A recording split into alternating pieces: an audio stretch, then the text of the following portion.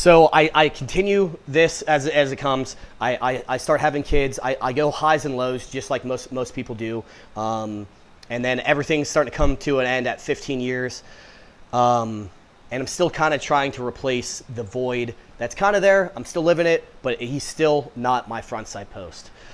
He is blurry, and I'm staring at the circle. If you guys are familiar with iron sights, or even the pitcher, I was staring at the pitcher, and I was still missing the. I'm shots on target, but I'm not in the 5 ring. I'm in the 4 ring. I'm getting there. I'm successful sometimes, and my life was going up and down just like that, until my 4th child was born. 15 years in the service, gunny select. Just came from JSOC, first Marine ever do this certain type of program with RRC, all this other stuff. Had my 4th child. She's born with 2 rare diseases. That moment changed my life. She was born with something called BWS, Beckwith-Wiedemann syndrome, and hyperinsulinism, which forces me out of the Marine Corps right before early retirement at 15 years. So the Marine Corps would not give me a 3 to 5 month waiver for that. I just got gunny select. I had to throw that, and I chose my career in life over my family before on my 2nd child when she had health issues. And I felt just like some of you guys, if you're infantry, if you're a force recon guy, or maybe if you like hiking, if you're in the woods, you're in the jungle out here, and you're on a trail. Like if you start going off that trail, you start getting a thicket. You feel every foot, every inch of that thicket, and that's life. Sometimes life is thick. Sometimes life is easier. But when you walk and you go astray from the path of God, that's the trail. And only you decide to break away, and I'm telling you, you're going to feel every foot of that movement, and it is only your ignorance and your pig-headedness to just hop back on that trail. I'm telling you because once my daughter was born like that, and I got handed a bill for $1.2 million for medical because they life-flighted my daughter and my wife to the Children's Hospital of Philadelphia, and I had to then leave the Marine Corps before early retirement. They wouldn't grant me the waiver. They didn't give me the gunny thing, and then I lost all of that stuff exactly the same time, $1.2 million. How am I gonna pay for this? God put me on this world. Like, what do I do? I spent my whole life dedicating to fighting in combat and to being the most lethal weapon. God, this is what you wanted me to do. So I did what most guys do, and I joined Blackwater, or what used to be called Blackwater. I joined a private military company as a sniper and started, well, how else can I do this? How can I pay this? Well, a 6-figure job starting to going to war sounds like a pretty good deal if you need it for your family. So as I go through this, and I try to figure out what's going on, before I left, I felt so hopeless, and not I felt so hopeless. The common enemy, the devil, got in my ear. And just like how most of you guys, God is with you all times. Just like how he was with me, I chose to push him out. He was there for me the whole entire time. And when you are at your worst, and you are hitting rock bottom, and you let the devil into your ear, and you let him preach his poison, sometimes that white noise is so loud it acts as a jammer. Just like in combat, it jams all signal. That was one of the 2 times in my life I could not feel the presence of God anymore. I was sitting there, get a bill for $1.2 million, left my career, burnt everything, dedicated my life to combat, all this other stuff like that, and then all the after effects of combat, of war, of everything that came with it.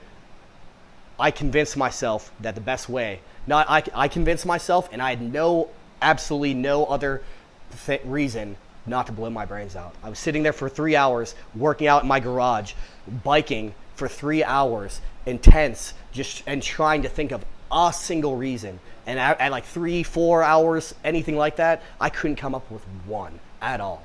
Like I said, that white noise in my ear of that was my solution. My family will get $500,000. They're probably better without me.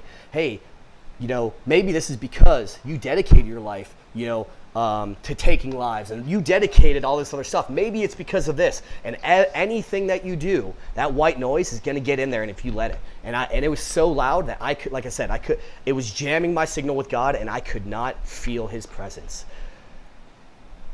Hour 4 or 5, I'm sitting there with the gun in my hand, and I could not think of a single one.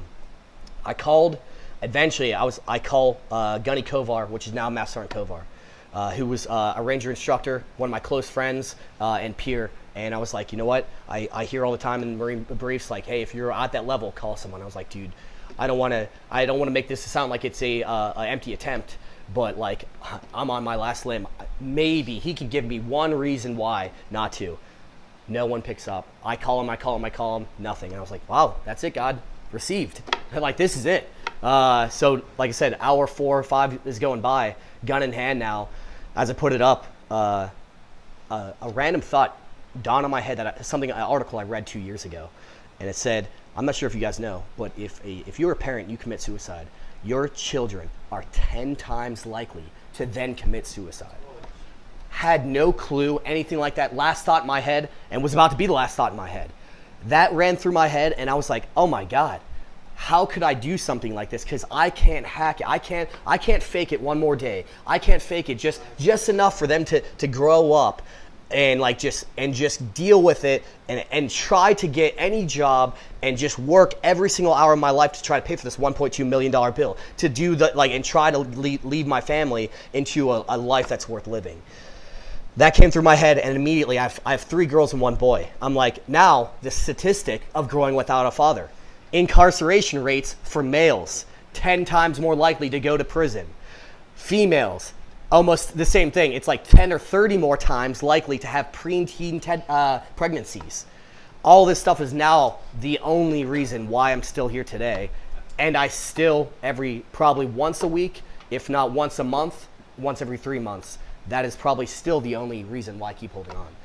So, but that moment when it happened, at the same exact time, I turn on the TV and I start listening to what's that called? It's like Cornerstone. I'm not sure if wherever you guys are from, but Cornerstone station is a Christian station, and I was like, dude, I need help. That's it. Like I started like trying to find programs. Like if I want my kids to have a successful life, I need to get help. So then, once I started getting help and started getting seen, I then started going back to God and allowing God to go in my life. I took a job with Blackwater, started getting paid through that, started going on the path. And then not just going on the path, but trying to rein it back in with God was like that. You know, you can try so many different techniques and whatever, but like ultimately I was hurting and I was trying to fill voids with anything that was not working. So eventually, I'm through the Blackwater. I worked for Blackwater for like almost a year or something like that, or what used to be called Blackwater. I'm walking in the hallway, and this is about September time frame. I'm walking the hallway, and it felt like I got struck by lightning. And I say this story a lot because that is no other reason. I felt like I got struck by every fiber in my being, every hair in my body was standing up on pins and needles. And that was the first and only time I heard the audible voice of God. And it says, "You have to go save them." And I was like, what the hell is going on? Like, what? I turn on the news. Afghanistan, Kabul is falling. It didn't fall yet. It was on its verge to falling. And I was like, oh my God. And I was like, what can I do? And then the next rebuttal came up, was like, anything. And I was, Roger, like, that's it. Like, I was like, well, what can I do? Like, that's why I hear, like, everyone probably thinks the same thing. What can I do? What can I do? Well, I knew 10 people.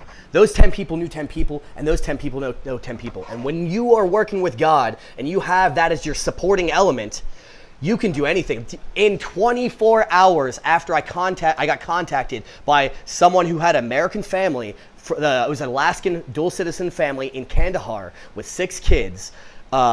He needed extract. On the 6th day, his 14-year-old daughter and his 11-year-old daughter was going to be raped and sold off to the Taliban. I had 6 days. I got given a mission, I got given a timeline, and I needed to make it happen. I called every single person in my contact list who I called, and they called 24 hours later, I owned a 50-acre compound in Alaska. 24 hours after that, I had a 9-man joint special operations team with SEALs, SF, Force Recon, and 1 agency member. 24 hours after that, I had a plane and authorization to go.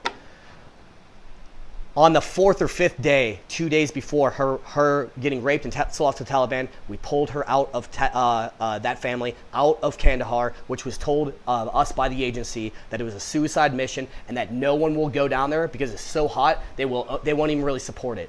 We went down and they threw a Hail Mary and we pulled them out. And after that, and that's the difference between trust and belief. We knew, every single person who was with me knew it was a suicide mission. The agency told us it was a suicide mission. Regardless of the fact, there were Americans trapped behind enemy lines, and us, as Americans, left our own people there. Who are we as warriors? Who are we as Force Recon comrades? Who are we as guys who sit there and pray that we utilize and we get a mission? And just because it doesn't pay, we had to do it for free. I spent $55,000 to build this thing. And guess what? And who's going to pay? These guys who live in mud huts? No, it's the right thing to do. And regardless, it doesn't matter.